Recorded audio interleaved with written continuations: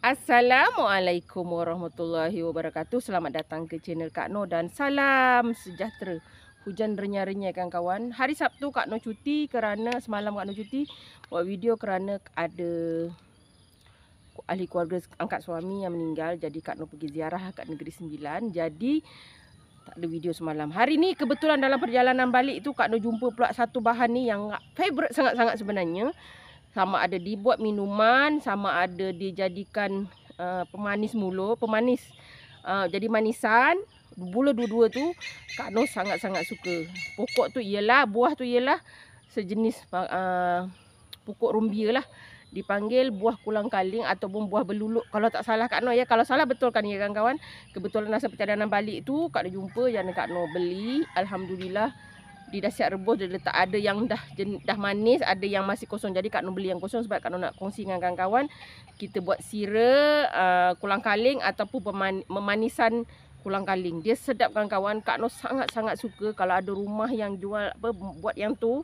Yang tu dulu Kak Noh cuba. Memang Kak Noh lah kalau tak ingat dunia Kak Noh ngap. Dulu mak angkat Kak Noh ada buat. Jadi Kak Noh hari ni kongsi dengan kawan-kawan. Resepi senang dan sangat mudah. Mari kita tengok bahan dan cara masaknya. Okey kawan-kawan, ni ialah bahan-bahan untuk kita buat sira kolang kaling atau buah belunuk. Beluluk ke belunuk? Lupa dah Kak Noh. Daripada buah kabung tu kat pokok kabung ni dalam 300 gram. Ni Kak Noh kebetulan balik Negeri Sembilan sebab ada ahli keluarga angkat suami meninggal. Jadi Kak Noh balik. Dalam perjalanan balik tu Kak Noh dapat ni lah. Nampak ada jual. Yang jualnya budak-budak. Cuma comel je. Kak Noh ada ambil dua jenis. Satu yang berkala, satu lagi yang tak berkala. Sebab Kak Noh nak tunjukkan kawan-kawan yang tak berkala ni.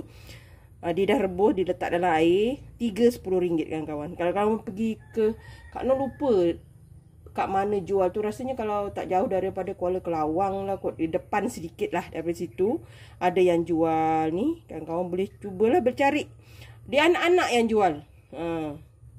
3-10 cik yang berkala RM5 katanya. Comel semua.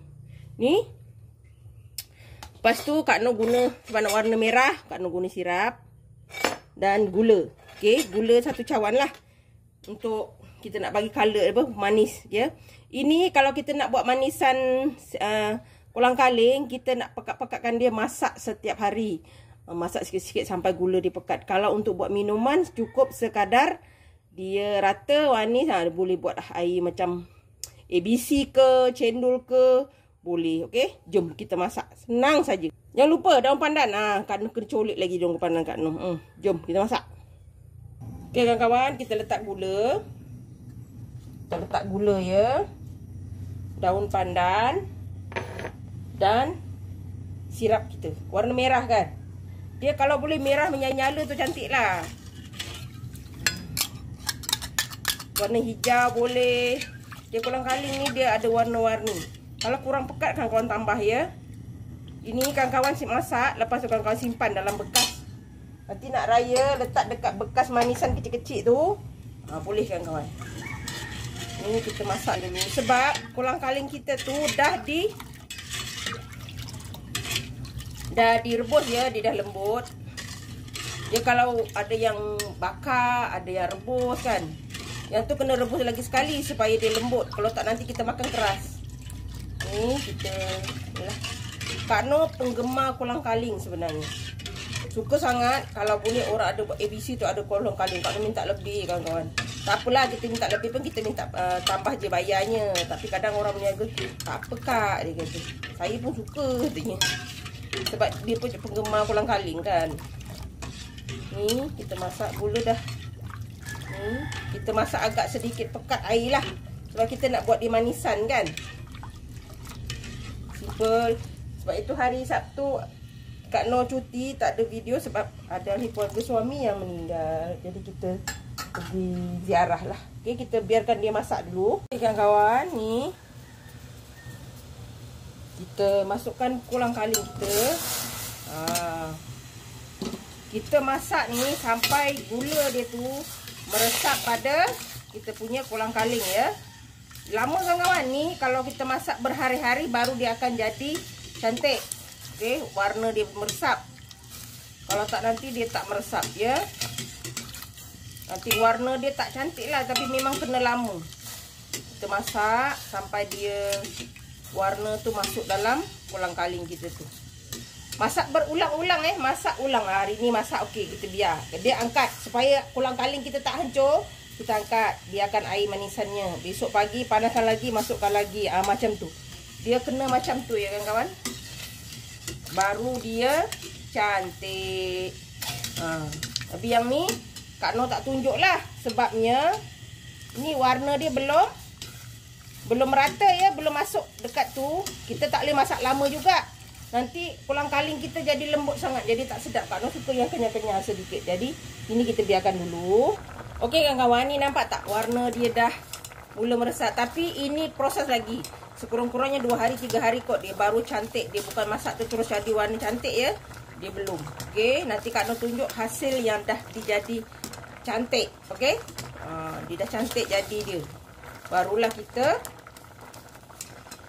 jadi manisan. Yang hasil yang pertama tu Kak Noh nak buat manisan lah. Yang ini untuk buat minuman lah. Kita bubuh tambah dekat air besi ke, cendol ke.